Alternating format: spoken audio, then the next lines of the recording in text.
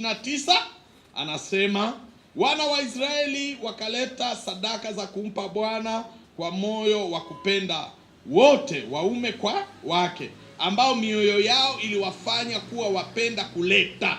Yaani wamesukumwa kuleta kwa hiyo kazi ambayo Bwana aliamuru ifanywe kwa mkono wa Musa. 36 mstari wa 3 imetanguliwa na wa pili, ambaye Musa alipewa maono kwamba Bazaleli na Oliabu ndio wapokee, lakini mstari wa 3 unasema, nao wakapokea mkononi mwa Musa matoleo yote ambao hao wana wa Israeli walikuwa wameyaleta kwa ajili ya huo utumishi wa mahali patakatifu ili wapafanye. Mungu asifiwe sana. Lakini anaendelea, kisha wakamletea matoleo kila siku asubuhi kwa moyo wa kufanyaje? Wa kupenda. Mungu asifiwe sana. Maanake ni tendo ambalo kumbe waliendelea kufanya hivyo. Ndugu zangu, nataka niwaambie Mungu alivyo tu design sisi watu. Kuna nguvu ndani yetu isiyoonekana kwa macho, lakini hiyo ndiyo inayofanya nje yetu itembee. Mungu ametutengeneza kiajabu sana. Kuna vitu ambavyo havionekani kwa macho lakini vina nguvu sana, na vinamletea mtu ujasiri, vinamletea furaha, lakini kuna vingine pia vinamletea hofu, mashaka na kadhalika. Ni force ambayo iko ndani, huwezi ukaiona kwa macho. Na ndani ya mtu Mungu amemwekea kitu kinaitwa kupenda. Sema kupenda. Hawa vijana mnaona wanaimba mapenzi sijui na nini, hawako mbali na ukweli, ingawa wanayatumia vibaya. Lakini kila mtu ana namna fulani ya kupenda. Kwa mfano, kupenda mtu wa jinsia tofauti ni upendo kabisa ambao hata na Mungu anabariki. Si ndio maana tunakuja kuwabariki hapa vijana? Bila kuwa na force fulani iliyowaunganisha, wasingeweza kukaa. Ni ngumu sana. Nilipokuwa naandaa somo hili nikafikiria, mimi na mke wangu mama huyu Mary, maisha tulioishi sote wawili ni marefu kuliko yale maisha ambayo tangu tumezaliwa day one mpaka pale tunapoenda kuoana. Kwa hiyo unaweza ukashangaa ni muungano wa ajabu. Binadamu wawili, kila mtu ana akili yake, ingawa imeitwa watakuwa mwili mmoja. Ni mwili mmoja hivyo hivyo, lakini kwa kweli ni shughuli. Bwana tusaidie sana.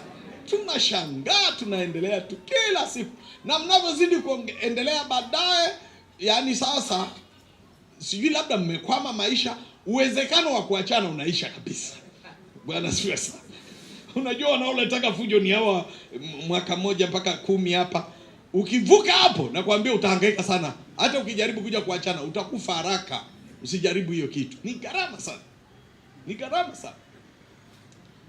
Nini inatusukuma? Kuna kitu kinaitwa kupenda. Kuna kitu inaitwa kupenda. Na ni kawaida. Asubuhi leo nilimuuliza mke wangu wakati natafakari hili somo. Nikamwamsha, alikuwa sijui bado analala. Mama, sasa unisamee, wewe ni mke wa mtumishi, vumilie tu. Nikampiga, halo.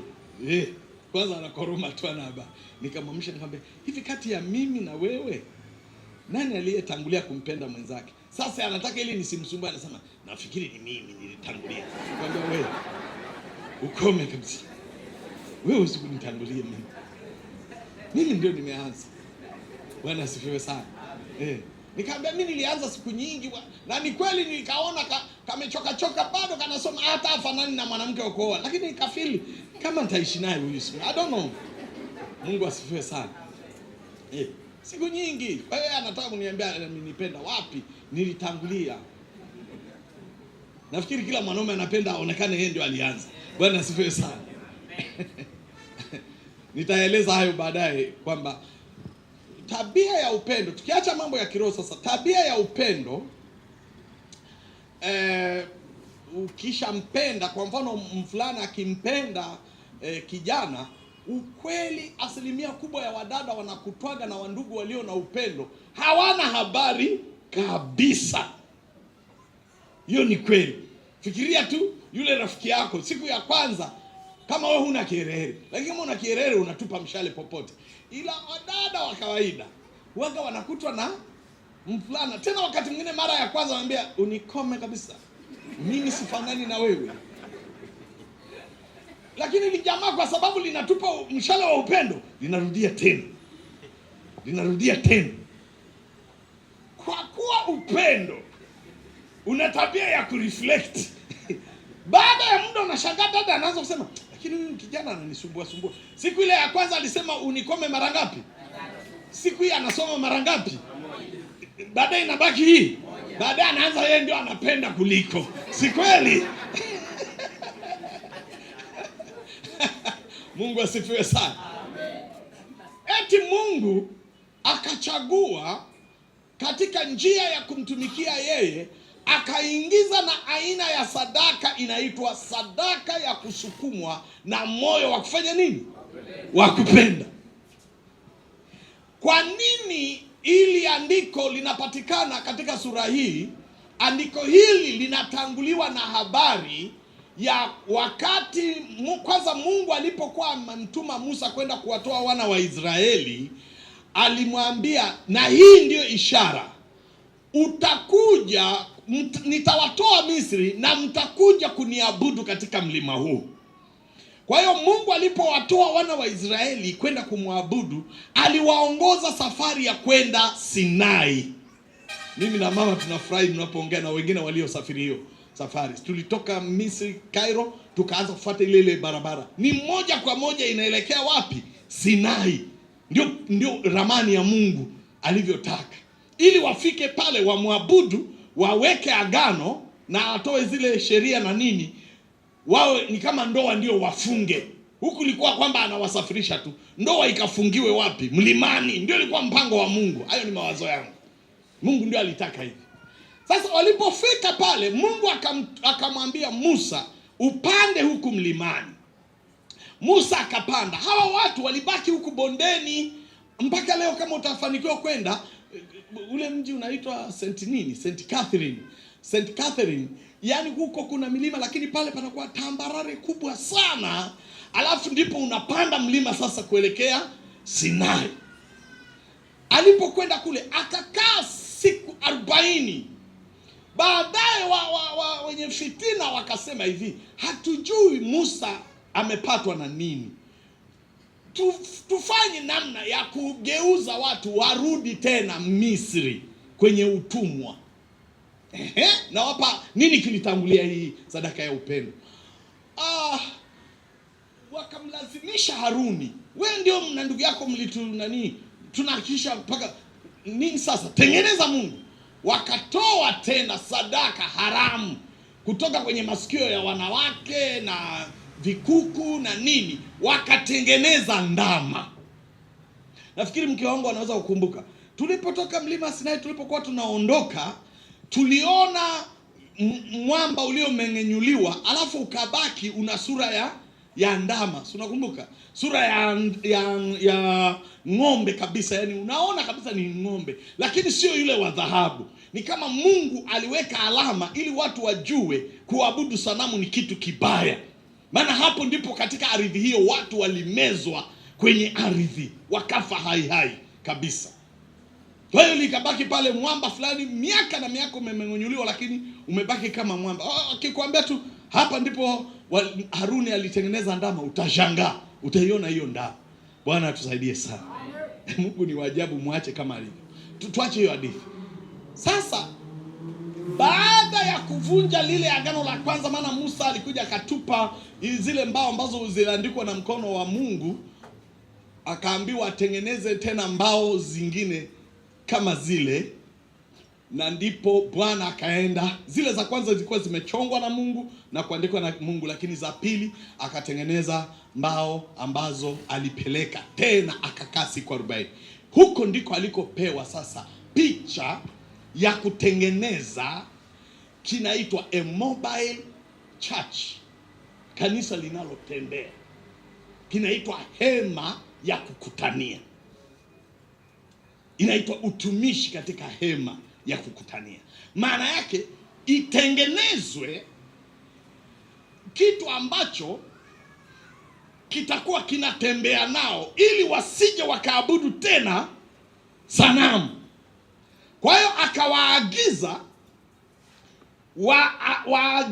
akapitisha roho wake kwamba watu wakaambiwa kwamba tunahitaji vitu fulani vinafanana vile vile vya Haruni alivyoita.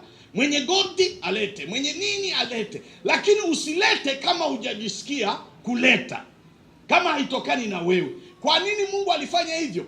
Mungu hakuwa anashughulikia na ile kitu, ingawa aliweka mbao ili wakumbuke sheria. Katika ile hema wanapoabudu waliweka zile mbao mbili, lakini alikuwa anahakikisha anavunja ibada ya sanamu ndani ya mioyo ya watu wake. Sijui kama mnanielewa. Ili vile vile ambavyo viliwakosesha, zile goldi zilizowakosesha, sasa hizo goldi ziwarejeshe tena na mahusiano yao kwa Mungu. Sijui nani ananielewa ninachokisema. Ndio maana hii hapa imezungumza sana habari ya kusukumwa na moyo wa kupenda na kila kitu. Kwa hiyo hii sadaka ya moyo wa kupenda au upendo inatawaliwa na neno upendo. Ndio maana waimbaji leo wameimba, mpaka pasta anayeongoza ibada anasema utafikiri wamewasiliana na askofu, kwa sababu wameimba mambo yale yale. Leo tunataka kuongelea sadaka ya kupenda, sadaka ya kusukumwa kwa kupenda. Amina, amina. Kutoa kwa moyo wa kupenda, tunaweza kusema kunatawaliwa. Sasa kama unataka kuandika, unaweza kuandika ukweli, utoaji huu unatawaliwa na kitu kinaitwa upendo. Kutoa inategemeana na upendo wako. Ndio maana inasema inasukumwa na moyo wa kupenda. Neno rahisi ni kutoa kunakosukumwa na upendo. Busubuswa na mpaka mafuta na nini, anamfuta na nywele na nini. Lakini wale Wayahudi walimuona kama mama kwamba kwa nini ameingia hapa. Najua alivaa hovyo hovyo. Unajua ndio maisha yake. Sasa unajua watu wa dini waga tunafika mahali. Yaani hata mimi leo pamoja na najua upendo wa Bwana, lakini kikahaba kikija na kimini hapa huku kimeweka maushanga sijui nini miguuni, kinanitembelea, mtumishi wa Bwana nataka tukae na wewe pembeni. Nasema hapana, ngoja tuite na watu. Ni kama tunawasukumia waende motoni. Sasa kalikuja kakaanza kufanya mambo kama hayo. Wayahudi wote walikasirika, wanasubiri na Yesu atafukuza. Yesu anatulia tu. Baadaye wakaanza kusema kama huyu, yaani wanaongea moyoni. Ndio usicheze, usimseme Yesu kwa moyo, anakusikia. Anasema kama huyu angekuwa mtumishi wa Mungu, angejua mwanamke huyu ni namna gani. Huyu anatoka Shivas hapa, lakini sijui ameokokaje huyu. Kweli huyu ni mtu wa Mungu? Hebu ngoja tuone. Yesu akawafahamu akasema hivi kwamba hivi nye mnajua mnachowaza. Mimi tangu nimeingia hapa sikupewa maji ya kuoga, ya kuosha miguu wala nini, lakini huyu mwanamke tangu ameingia amenitawadha miguu yangu kwa machozi yake na akanibusubusu, hakuacha tangu mwanzo. Nataka niulize swali, mtu aliye na deni kubwa akisamehewa na mwingine ana deni ndogo, yupi atapenda sana? Akasema aliye na deni kubwa. Ndipo akasema aliyesamehewa vingi anapenda sana. Kwa hiyo katika kanisa kuna wandugu ambao wamependwa zaidi na wamesamehewa zaidi, na wao wana reflect kwa kupenda zaidi kwa kipimo ambacho Bwana amewapenda. Ndio maana kuna hii sadaka ya upendo. Mmenielewa jamani? Watu wengine wanafikiri labda sadaka ya upendo maana yake penda au usipende. Sio kweli. Yaani tupende, si wote tumependwa, lakini tunatofautiana namna tunavyo reflect upendo wetu kwa Mungu. Usijilazimishe hata katika kumtumikia Mungu. Usiwe unauliza mbona fulani afanye. Achana nayo. Achana nayo. Amehewa vingi, anapenda sana. Haleluya. Sisi hatutaangalia mwingine anafanyaje. Ukifanya hivyo utashindwa, kwa sababu inategemea una reflect vipi upendo wako na Mungu. Haleluya, haleluya. kuna yupo hapa kanisani tangu Januari mpaka Disemba 2025 hajawahi kutoa fungu la 10. Lakini ukimcheki ni ndugu tu. Yaani hata kiatu chake kimetulia mwanangu. Lakini kikumi halitoi. Yeye kazi yake ni kuwapisha wapendwa, nendeni salama. Anarudisha miguu. Wanarudisha igeni tukae pamoja Januari, Februari, Machi. Sasa ukimuiga huyu atakupoteza. Atakupoteza. Unajua anapendaje? Amependaje moyoni? Benyewe linajua siri yake. Na unaweza kashangaa tukaimba kumbe jamaa anapenda labda dunia, wanapanda ni mtu fulani nje kabisa na kanisa. Sisi anafariki tunaimba tuonane mbinguni. Jamaa yuko mita kama 60,000 kuzimuni. Wewe unataka kumuiga. Kila mtu anajua ni namna gani amependa na amependwa na Bwana. Tuko pamoja jamani. Upendo tumesema ni ndani ya moyo. Kama ni ndani ya moyo, it's just a push. It's just a driving force ambayo haionekani kwa macho. Iko ndani. Lakini kile kitolewacho, this is not a push. Hii sio kitu, ni kitu kinachoonekana. Ni kama kinaeleza ile nguvu ya ndani kupitia kitu cha nje. Haleluya, haleluya. Haleluya, haleluya. Nataka niwaambie kanisa ambalo tunajenga pale tusipocheza vizuri. Kuna dada mmoja alisema nilimpenda, sikutaka comment. Ingawa asubuhi nilitaka kuwalaumu watu. Tumetuma juu ya ile kazi. Ile kazi inayoendelea pale. Tumejenga kanisa nzuri kwa kweli. Tusipoangalia inaweza ikawa sanamu pia. Bwana tusaidie sana. Tukikamilisha ile kila kitu, sitakuwa tunatembea. Haleluya. Sisi ndio wa Arusha mjini Kimaha. Bonge la kanisa mwanangu. Yaani hamna maombi, bonge la. Kwa taarifa yako, dini zilizopoa zimejenga majengo mpaka zimeweka gold ndani ya kweli, wala sio fake. Kwa hiyo jengo si kitu. Na mimi nilikuwa napenda jengo tusilichukulie kama ndio upendo wetu, lakini tulichukulie kwamba jengo hili linaonyesha vipi upendo wetu kwa Bwana, vipi tunavyomthamini Mungu wetu. Tunaamua chochote tunaweza tukaweka. Haleluya. Kwa hiyo umwe makini sana, tusijenge mnara wa Babeli. Kujenga ni kujenga. Lakini wale watu wa Babeli walipojenga ule mnara, badala ya kuwa baraka, mnara ukawa laana. Si mnafahamu? Wakaharibikiwa, mambo yakawa mabaya. Kwa hiyo nasema tena, ile push ndio ya muhimu zaidi kuliko kile unachokitoa. Sijui kama naongea na nani. Yaani upendo wako, msukumo wako ndio Mungu anaupenda zaidi kuliko ile. Inategemea, maana tunatofautiana hata uwezo wetu. Unaweza kuwa umesukumwa kabisa na upendo, lakini kiwango chako sio kikubwa kwa sababu uko hivyo. Na kuna mwingine anatoa sana hata hajasukumwa, lakini mtaji wake pengine ni mkubwa. Anasema ngoja niwafurahishe hawa ndugu. Naweka hapo milioni 100 kidogo, hela ya mboga. Unasema duniani milioni 100 inakuwa hela ya mboga? Ni ya mboga kwa wenzako. Usifikiri ni mchezo. Tunatofautiana duniani. Hivi ni hamjui watu wanatoa mapesa mengine mpaka tunayaogopa, sijui kusaidia mauchaguzi. Simnisikia watu wanatoa.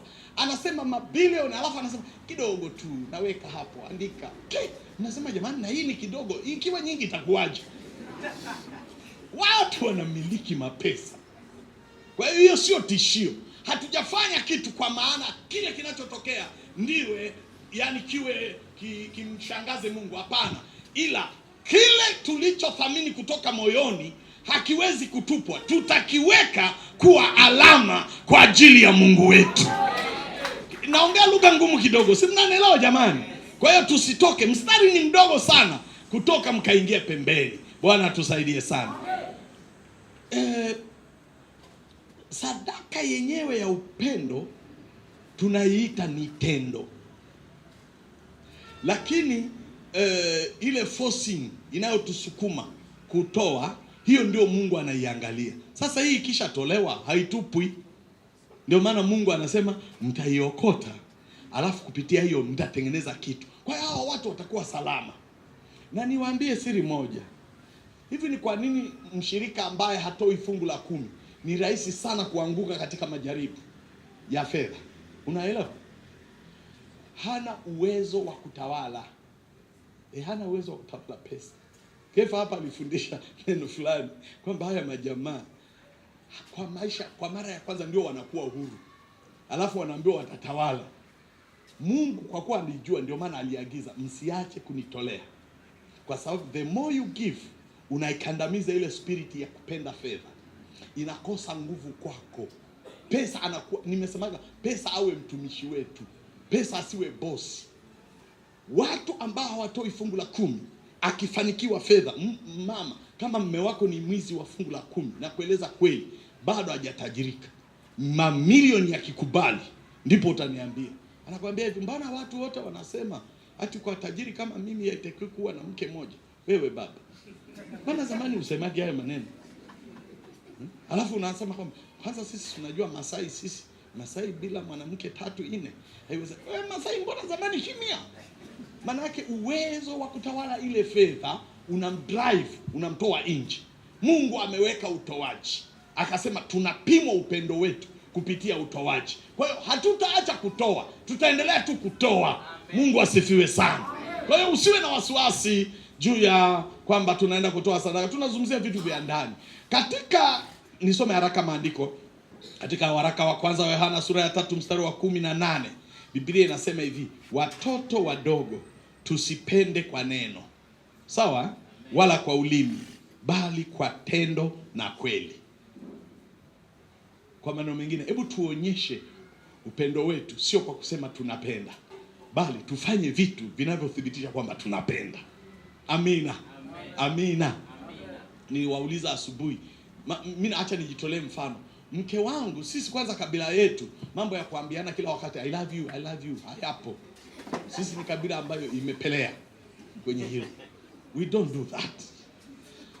Sasa kama huyu mwanamke, huyu mama, ningempigia tu I love you dear, I love you sweetie, I love you, nimwache maisha ya tabu na nini.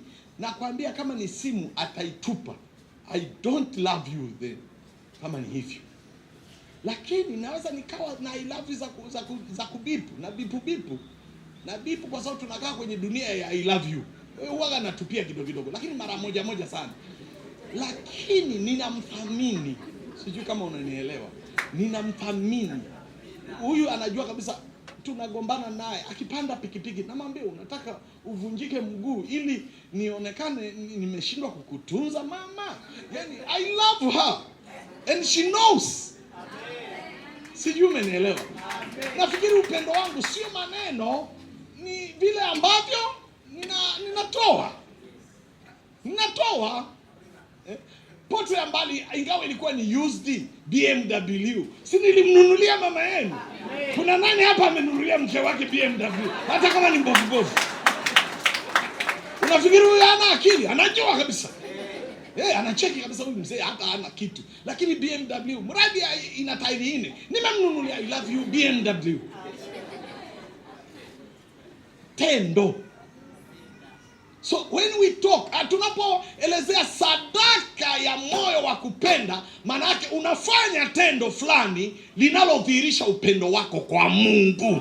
Wangapi wananielewa kile ninachokisema? Sio maneno tu, kwa sababu pia ni kama haisaidii sana. Mungu aliona vema ili wasije wakarudi kwenye kuabudu sanamu, akawaelekeza watoe sadaka hii maalum inaitwa kusukumwa na moyo wa kupenda. Kusukumwa na moyo wa kupenda, au sadaka hii au utoaji huu wenyewe umejikita katika, umejengwa katika mambo yafuatayo. Kwanza, ndio hiyo ambayo tafsiri wengi wanaishia, ni hiari na ukunjufu wa moyo tulionao mbele za Mungu. Uhiari wako haina lazima, ni kwamba sijalazimishwa na mtu, nimependa mwenyewe. Ndio maana watu nawazuia watu, yani usimlazimishe mtu kwamba muoe fulani. Hasa sisi wachungaji hatuwaambiaje hivi, kwa sababu akimuoa baadaye wakikutana na changamoto anasemaje? After all mimi nilimheshimu tu mzee nikakuoa, lakini wewe sio chaguo langu, italeta shida. Akija unamuuliza umempenda mwenyewe? Ndio. Kweli kweli? Una hakika? Haya, njoo. Tangu leo huyu ni mke na wakigeukana huko ni wenyewe. Tuko pamoja? Amen. Tuko pamoja? Amen. Ili hiari inaelezea kutolazimishwa, na ndio upendo. Kwa mfano wa mama hapa, nyewe sasa mmeshakuwa hamna shida. Hivi huyo mchumba wako angesema baba yangu amenipiga usiku kucha, amesema nije nikuoe, ungemkubalia? Eti Meshaki angetandikwa na mzee Meshaki kule kwamba utamkubali? Umekuja kwa ajili ya kutandikwa na mzee? Huo sio upendo, hakuna hiari. Lakini anasema willingly, nimependa. Unasema una hakika? Mbona kama kuna wadada wengine wazuri kuliko mimi, si unaangalia hata na wewe kioo? Unasema siwaoni. Ni wewe. Kiafrika tunakwambia sasa nenda kwa wazee. Wakija wazee wanakupanga na mahari. Ukipenda si utatoa. Si utatoa. Hujalazimishwa. Hiyo ndoa kwa kweli hata yule upande wa pili anajisikia vizuri. Tuko pamoja? Amen. Tuko pamoja? Amen. Watu wengi kabla hawajastaarabika wanakubaliki kuingia kwenye ndoa, baadaye wakistaarabika wanaachana. Kwa nini? Wazee wanasema hivi kwamba tumeongea na kijana wetu, penda asipende ataoa boma hii. Si mnafahamu Dada anasikia kabisa mwenzi wake amelazimishwa, na kijana anajua kabisa amelazimishwa. Wakikaa katika hiyo ndoa, baada ya muda lazima kila mmoja atatoroka.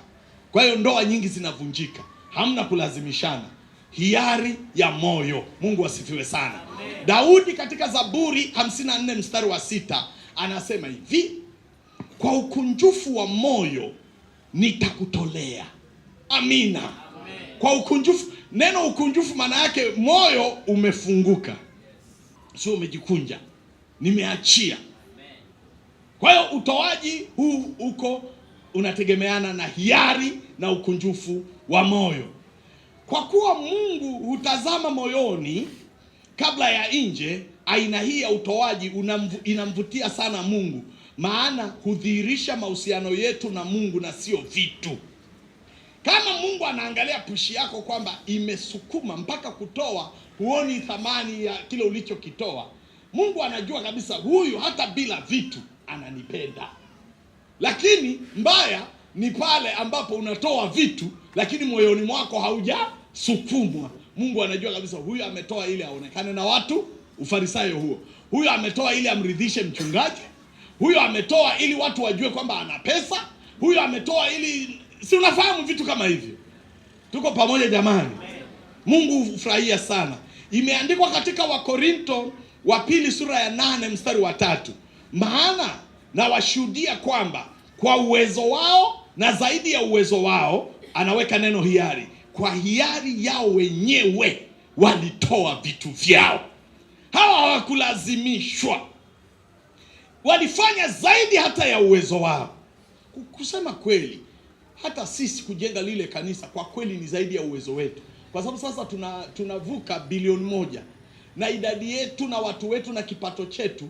Tulikuwa tunaongea na injinia moja hapa, akaniambia kwa kweli hiyo bado ni muujiza, kwa sababu tukiangalia watu wetu hata kipato chao sio rahisi. Wewe unapozungumzia bilioni 1 maana yake ni zaidi ya milioni 300 kila mwaka, maana tumejenga kwa miaka 3. Sasa hii sio kitu ya kawaida, lakini kinachotawala ni uhiari. Kwa hiari, hakuna mtu amelazimishwa, hakuna mtu ametoroka hii kanisa. Labda kama wapo ni wachache, lakini nakueleza kanisa hili limeongezeka washirika wakati tunaendelea na project. Si tumpigie Bwana makofi. Hakuna mtu amelazimishwa, ni hiari, ni zaidi ya vile tunavyoweza kufanya. Haleluya. Katika Wakorinto wa pili sura ya 9 anazungumzia tabia ya Mungu vile anavyofurahia ile push ya ukunjufu na hiari.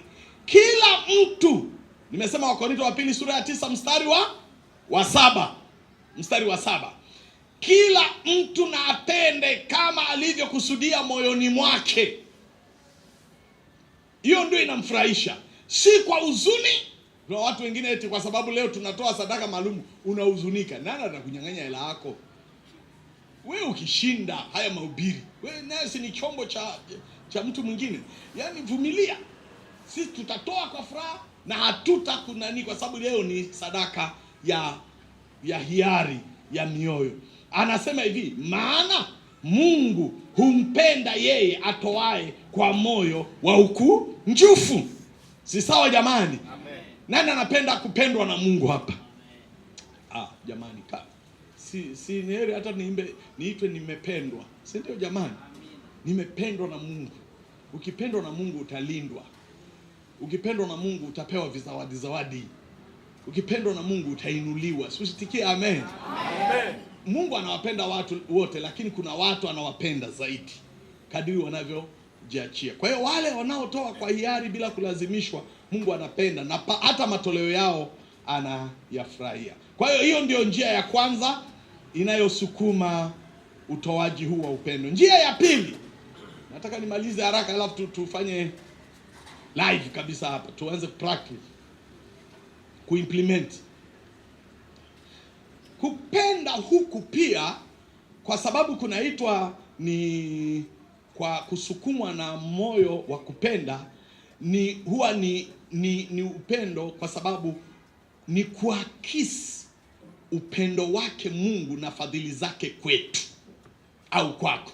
It's just a reflection. Ina reflect upendo wa Mungu.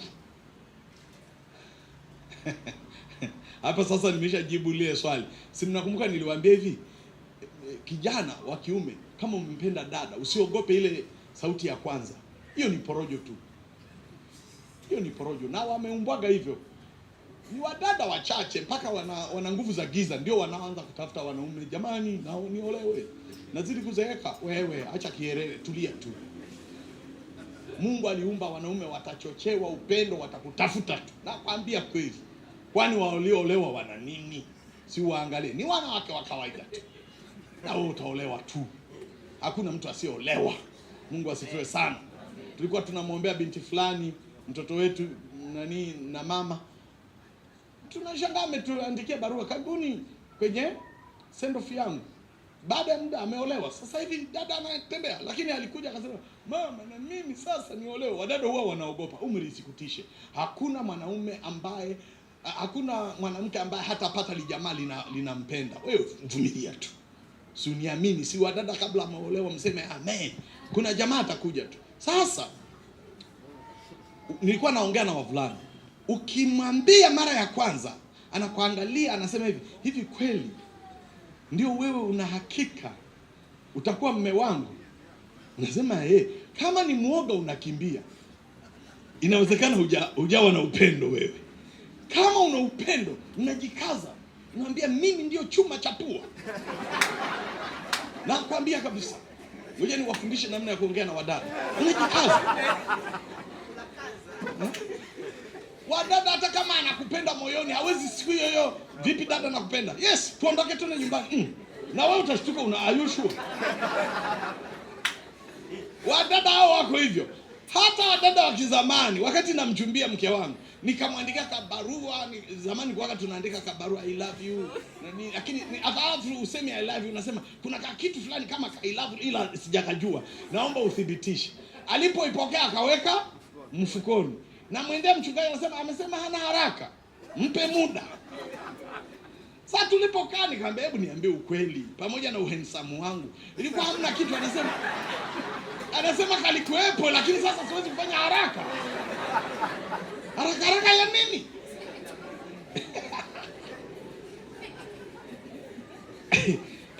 Upendo ni wa ajabu.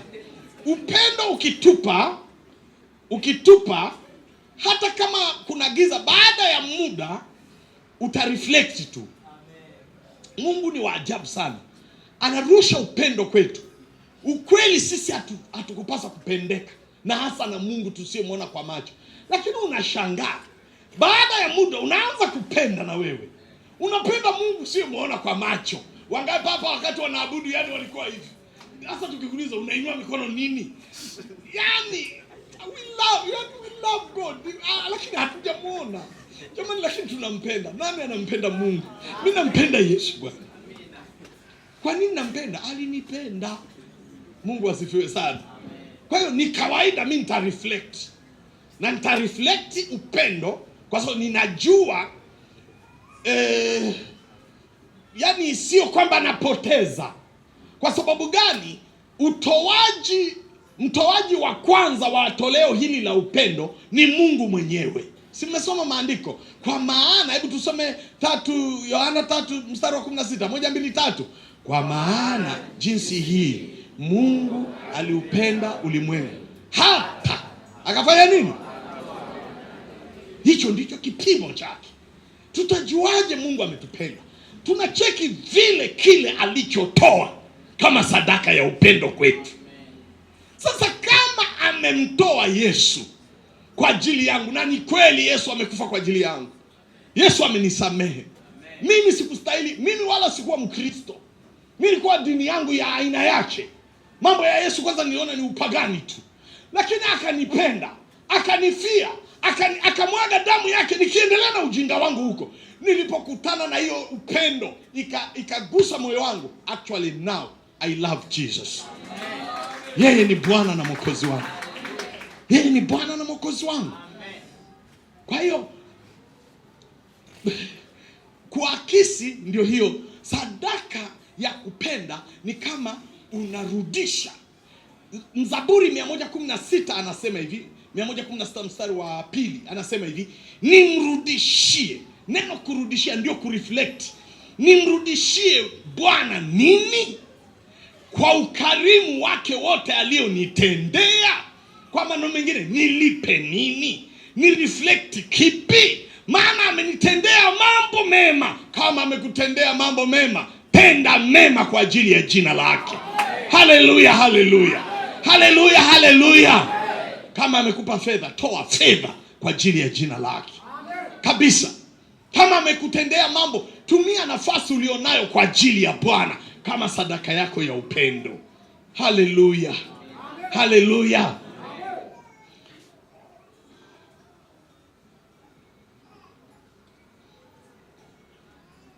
Daudi katika waraka wa katika Nyakati ya Kwanza 29 mstari wa 14 anasema hivi, lakini mimi ni nani na watu wangu, hao walitoa sadaka, na watu wangu ni nani hata tuweze kutoa kwa hiari hivi? Unaona, hiyo ni kutoa kwa kupenda.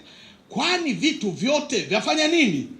Vyatoka kwako, na katika vitu vyako mwenyewe tumefanya nini? Tumekutolea. Ni kureflect kwamba sikuwa na kitu, sasa nina kitu. Engineer, wakati unasoma si ulikuwa unahangaika kweli? Hata tungekulazimisha utatoa nini? Hata mfuko wenyewe wa kaptula ya shule haujui kama kuaga kuna hela. Sasa hivi una maakaunti, kuna shida gani? Amenipa, ninarejesha. Nina uwezo, I can do that.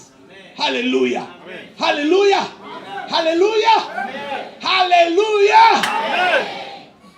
Kwa hiyo ni vibaya mno mtu ambaye anajua kabisa Mungu amempatia, kama Daudi anavyosema, inafika mahali pa kutoa kwa hiari, anasema wanaanza. Si unajua kuna majitu yaliharibika kabisa kanisani, ukianza tu haleluya, leo tunahubiri habari ya kutoa kwa upendo, anasema ushindwe na ulegee. Halegeagi mimi nimetumwa na Bwana. Utalegea wewe. I tell you. Wewe fikiri vizuri. Mungu amekupa vingapi? Je, anaweza kudai vitu vyako? Sasa nasema tumechukua tu katika hivyo ambavyo tena ni vingi umetupa, sisi tukachukua kidogo tukalete. Sijawahi kusikia mtu ametoa akafilisika. Jamani, hii project tangu tumeanza mmefilisika watu wa Mungu? Mimi naletoa funguo za gari hapa. Vijana ambao hatukutarajia, nawaambia, nilitangaza huko nyuma. Hii project imekuja kwa ajili ya kuwainua watu, sio kuwadidimiza. Hii project imekuja kwa ajili ya kuwatajirisha watu, sio kuwafanya mafukara. Wangapi wanashuhudia hakika Bwana amewabariki ndani ya miaka 3? Acha mchezo bwana. Acha mchezo. Kama una ugumu ni tatizo lako, lakini sio kwamba eti Mungu ukimtolea anakufilishi. Huyo sio aina ya Mungu tunayemtumikia. Hiyo ni utakuwa umeenda kwa masangoma wanaoiba nyota na kuzitafuta. Sisi za kwetu haziibiwi wala hazitafutwi. Kuna watu hapa wanasubiria, mbona leo hatafuti nyota? Sio leo tu mwanangu, milele nitakapokuwa mchungaji sitafuti manyota ya watu. Weka na nyota zako, si ujitunzie mwenyewe kwa kutoa. Amen. Amina. Amina. La mwisho, hiyo ni kuakisi, kurudisha katika vile anavyotufanyia. Ametufanyia mengi. Kwa hiyo ukisikia kutoa ni furaha. Amekupa vingi. Ndio maana alitaja wenye nyuzi, sijui wenye goldi, wenye miti, paka mti ya mshita na nini. Yaani ni vitu tofauti tofauti, kwa sababu ndio upendo wangu. Amen. Amen. Amina. Amina. Kwa kuwa niliongea asubuhi, yaani ukipenda vitu sio thamani. Sisi kule kwetu miaka yetu, sio kwetu, miaka yetu wachumba ilikuwa hamruhusiwi kutembea pamoja. Masheria yale ilikuwa ni makali. Waulize wazee wote walioana kanisani, hakuna kutembea na mchumba wako, utatengwa kanisani. Yaani mchungaji, hata ukipeleka ile barua unaandika I love you, lazima ipitie wa mchungaji. Ikikutwa love zinazidi kikao. Si tumepita tabu, lakini tunaendelea. Bwana tusaidie sana. Sasa ilipokaribia kuoana, imebaki kama wiki 2 hivi, ndipo mchungaji kwa huruma akasema, sasa kesho ndio utaonana na mchumba wako kwa mara ya kwanza. Akasema, hey, Mungu wangu, tutaongea. Akasema, mtaongelea kanisani. Anajua kabisa wakiwa kanisani watatii Mungu, si ndio? Huko wanaangalia madhabahu. Saa ngapi? Anasema ili watu wasione, saa 11, alafu mimi nitasindikiza yule binti nakaa hapo. Nikamwambia haina shida baba. Sasa utafanyaje? Ndio aliyenipa mchumba, inabidi kuvumilie tu. Basi tukaenda pale. Nilikuwa nimejizatiti, nilikuwa na kama shilingi 740. Hela nyingi hiyo, usicheke, ni ya kwangu. Naenda kukutana na msichana. Kwa kweli haikuwa 1000, hapana, ilikuwa 740. Basi tukaanza kupanga bajeti.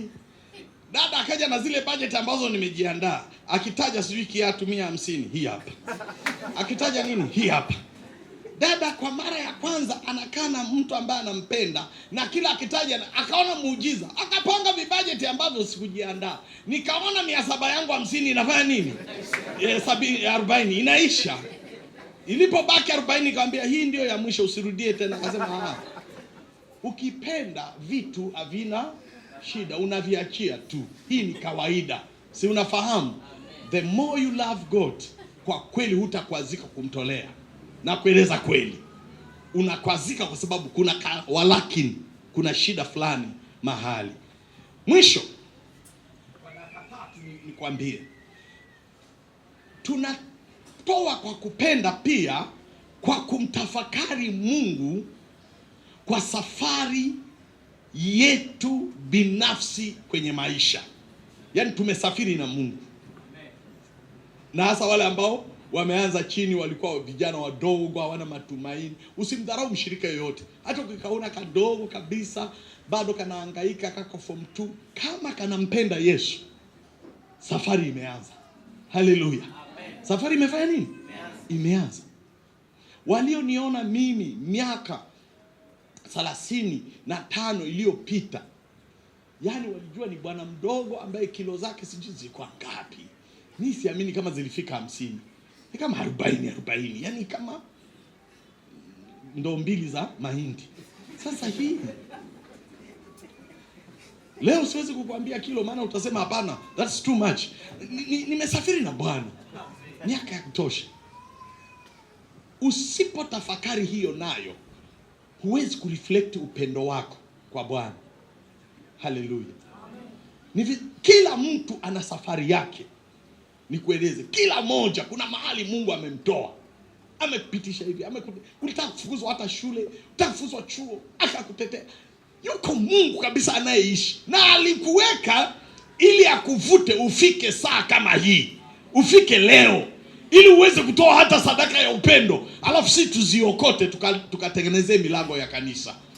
Kwa ni vizuri utafakari. Usipotafakari itakuwa ngumu sana. Ndio maana Daudi hapo juu tulisema, anasema hivi, nimrudishie nini Bwana? Maana yake ametafakari. Katika Nyakati, hii ndio itakuwa andiko la mwisho. Nyakati wa kwanza sura ya 17 mstari wa 16. 17-16. Haya, mambo ni matamu. Daudi alifika mahali sasa akawa anatafakari vile Mungu alivyotembea na yeye tangu akiwa bwana mdogo anachunga kondoo na nini. Ndipo akaletewa habari za maisha yake, na anaelezwa sasa kama mfalme na mtu mwenye cheo. Unajua hatutabaki pale pale, tutapanda. Watu wengine watatuita mabosi, wengine watatuita mheshimiwa, wengine watatuita mkuu. Hizo ni safari, lakini wewe ni yule yule tu, ni wewe yule yule tu. Bwana tusaidie sana.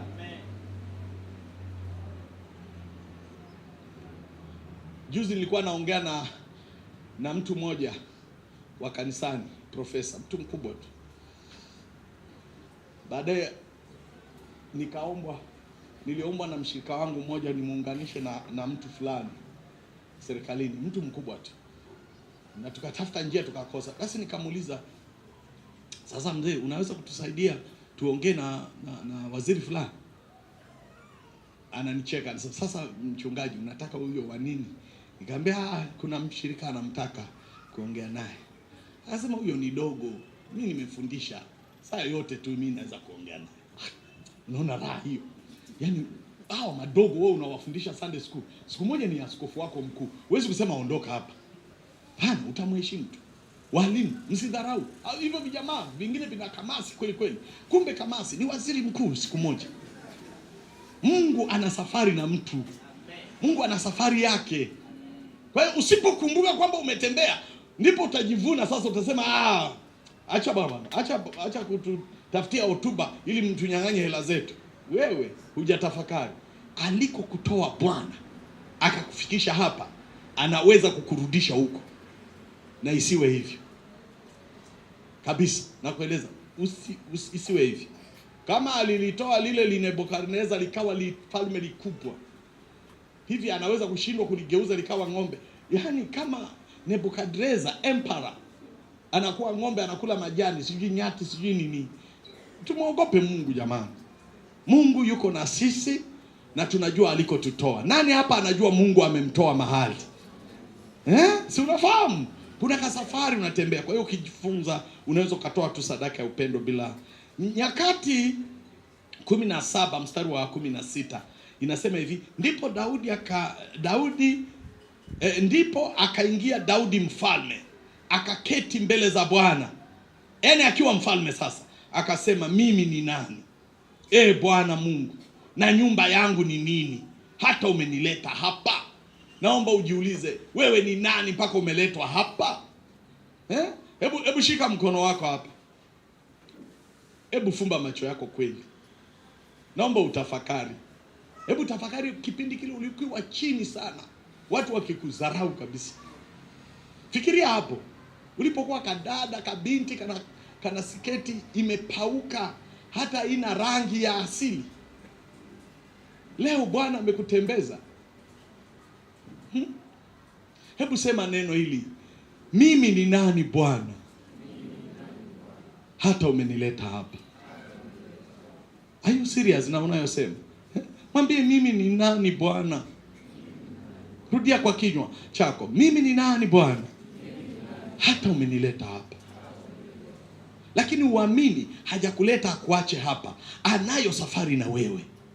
Kuna wengine bado ni vijana, safari ya Bwana ni ndefu. Kuna ubaya gani ukimshukuru yeye kwa namna alivyokutendea? Wewe ulikuwa dogo, umekatiwa tamaa, leo ni baba, unategemewa, watoto unawalipia ada, ndugu zako unawasaidia. Ukiingia kwenye mkutano wanajua kuna mwanamke ameingia hapa. Usidharau, Mungu ni mzuri sana. Ukitafakari haya, sadaka nini Bwana? Unatoa tu kadiri atakavyokufanikisha, kwa sababu tunampenda. Haleluya, haleluya. Anasema tena, jambo hili lilikuwa ni nini hata umenileta hapa? Tena jambo hili lilikuwa ni dogo machoni pako, Mungu, hata umeleta habari ya nyumba yangu, mimi mtumwa wako, kwa miaka mingi inayokuja. Nawe umeangalia sawasawa na hali ya mtu mwenye cheo. Yaani umeniheshimisha, si ndio? Bwana Mungu. Daudi yote hiyo sura ukisoma utashangaa, anatafakari, mimi nilikuwa mchunga kondoo. Hata baba yangu hakunithamini. Alipoita watu aliwaita ndugu zangu tu wengine. Mimi nikasauliwa. Lakini Mungu ulinikumbuka. Ukawaambia kuna mwingine aje hapa. Nikatiwa mafuta, wakubwa wakakataliwa. Wanaume wenye nguvu wanamkimbia Goliati. Kwa neema yako ukanilinda na mkuki wa Goliati. Nikampiga Goliati. Mfalme akanifahamu. Amekuja mfalme, amenikosa na mkuki mara 3. Inawezekana kuna mtu hapa alikusudiwa kuuawa zaidi ya mara 3, lakini Bwana alikuwa na wewe na yuko na wewe. Utashindwa nini kutoa sadaka? Utashindwa nini? Acha hayo mafundisho mengine, ni ya ushetani. Sisi tunapenda, hatupendi kwa ulimi, hatupendi kwa maneno, tunapenda kwa tendo. Kama unanisikia sema amen. Kama unanisikia sema amen. Kama unanisikia sema amen. Kama unanisikia sema amen. Ndugu zangu, ikiwa ninawashawishi, nasema kweli mbele za Bwana, ninawashawishi kwa sababu nimesikia Roho Mtakatifu akiongea na mimi. Tulipokuwa tunatafakari kuweka milango yetu pamoja na ile tuliyotoa advance, iligharimu milioni ngapi? 22,800,000, lakini tumepunguza, anatudai milioni 10 na tunadaiwa karibu milioni 20, kumbe sio milioni 19 tu. Sasa tukaangalia na nguvu ya ndugu wanavyotoa. Kwa kweli injinia akaniambia hata kama tunatoa, lakini wengi wameshamaliza, pumzi inaanza kuwa ndogo.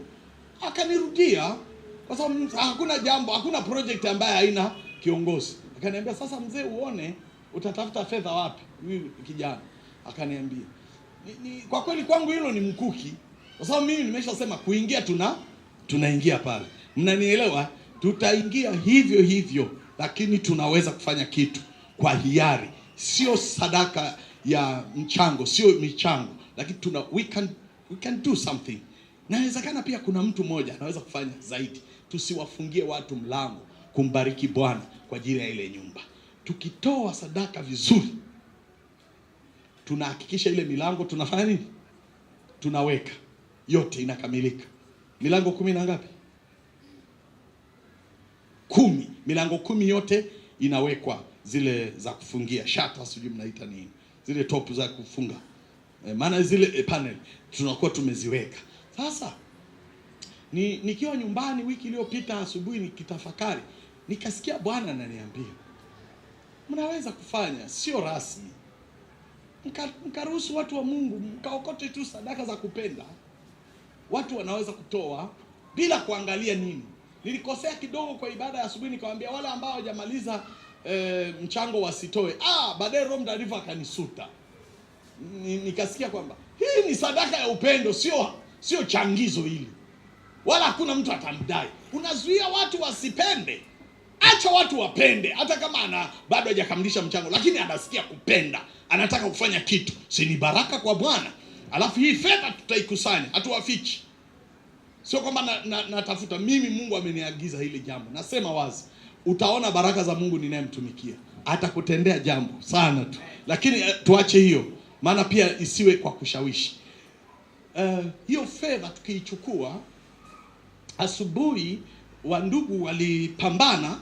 Asilimia kubwa ya ibada ya asubuhi unajua huwa ni vijana, tuna watu wazima wachache tu.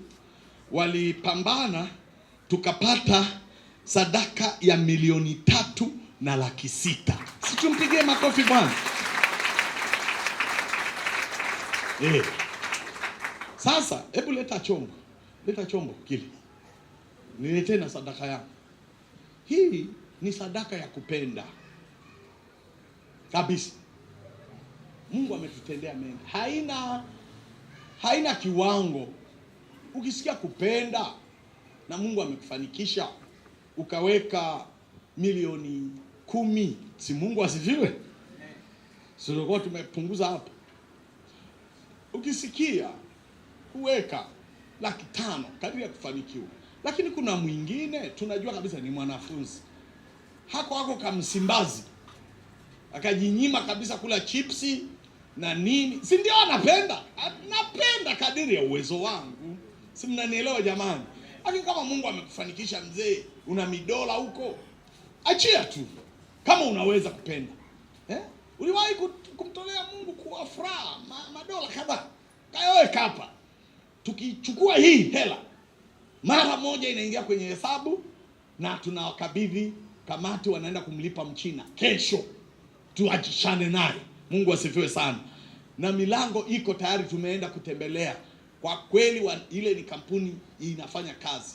Tutawekewa milango. Walisema mpaka Jumatano kazi inafanya nini? Watakuwa kwenye finishing. By Ijumaa wanatukabidhi. Kwa hiyo sio kitu ya utani. Sasa tafsiri vyovyote, lakini nakueleza kweli, unaweza kumpa Mungu sadaka, alafu hii sadaka tukaichukua tukaweka milango. Nilikuwa na tafakari asubuhi. Kwa nini Mungu anatusukuma kutoa kwa upendo kwa ajili ya kuweka milango? Huwezi kuingia katika lile jengo bila kufungua nini? Jamani, bila kufungua nini? Huwezi kuingia. Ni kama Mungu anaongea, si tutoe tuweke milango, ili kila wanapofungua milango, ifungue milango fulani ya maisha yetu. Haujanielewa?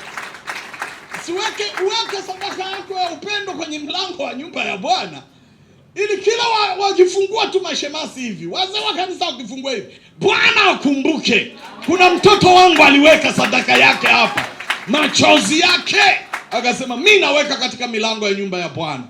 Ni baraka kubwa. Hata ukiweka ukaweza mlango moja unaweza cost shilingi ngapi? Pamoja na zile panel zote. Single ni shilingi ngapi? Na double hiyo maana yake 2,600,000. Si ni baraka? Kwani kama maganga akijitoa hapa anasema mlango mmoja 2,600,000 chukueni. Si tunabarikiwa tu jamani? Kwani tunahangaika nini? Hii ni sadaka dangani. Kibinadamu nisingeweza kutoa kwa sababu mwenzenu Bwana amembariki. Kuna mnyama anakuja bandarini. Kabisa. Mtakuja kuona.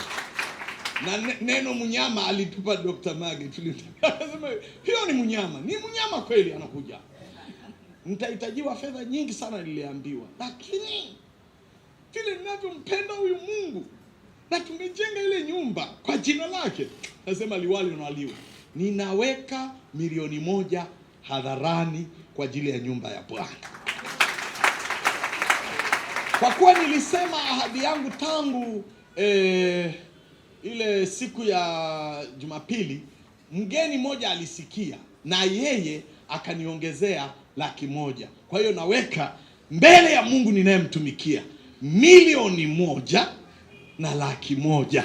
Naomba hii sadaka iende kwa ajili ya ile nyumba. Tumalize kabisa. Mary mpenzi wangu, tumetoka mbali. Pamoja na hukumu wote. Hebu niambie na wewe unaweka nini? Sasa naomba unataja jina